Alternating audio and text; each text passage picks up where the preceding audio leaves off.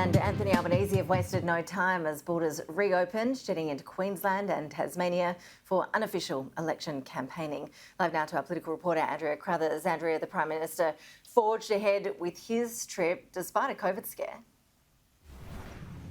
Ash, the Prime Minister not letting that scare get in the way of his trip to the Sunshine State, seeing today trying his bowling arm with a few deliveries down the pitch in Brisbane today.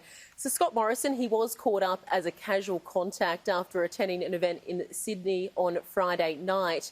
He since tested negative twice and has been advised by the Chief Medical Officer that he did not need to isolate. Scott Morrison says he's also complying by all of the rules set forward by Queensland Health. So today, as he continues to pledge to live with the virus, he also praised states which were doing the same. We're taking the Omicron variant very, very seriously, but we're not going to let it take us back. We've got to keep moving forward.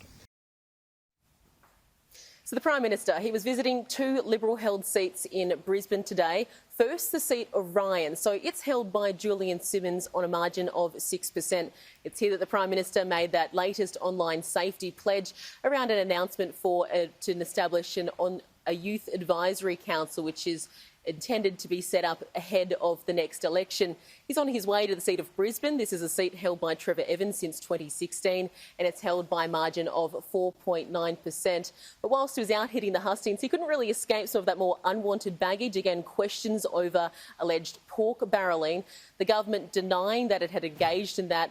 This all comes after analysis from 9 newspapers, which looked into a number of grants over 3 years, $3 billion dating back to 2018, where that analysis shows that coalition-held seats received 4 times the amount of money than Labor-held seats. Well, it's a predictively selective analysis of 11 programs out of 1,700, so I think people can form their own judgments about that. They have to comply with the guidelines, and they have to be able to be executed by the government in accordance with the policies that are laid down. I just commend my members for the great job they're doing on the ground. Taxpayers don't pay different rates of tax according to what electorate they're in. But what we know is that unless you're in a marginal Liberal or National Party seat, you won't receive the same support as those voters do. And the pork barrelling is just out of control. So Scott Morrison is up in Queensland. Anthony Albanese, he's down in Tasmania, taking a flight on the first plane down to Tasmania as its borders reopened today. First stop, Bass. That's the seat held by Liberal MP Bridget Archer. It's extremely marginal, just a margin of 0.4%, and it's the seat which is known to swing back and forth between the major parties, quite a tussle. So Labor, they're putting up Ross Hart. He's the former MP for that seat, and they're hoping that he can reclaim it off Bridget Archer.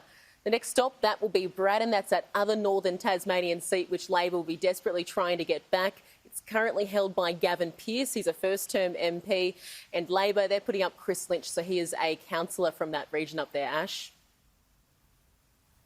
Yeah, those Tasmanian seats, always ones to watch. Andrea Crothers, thank you for the update.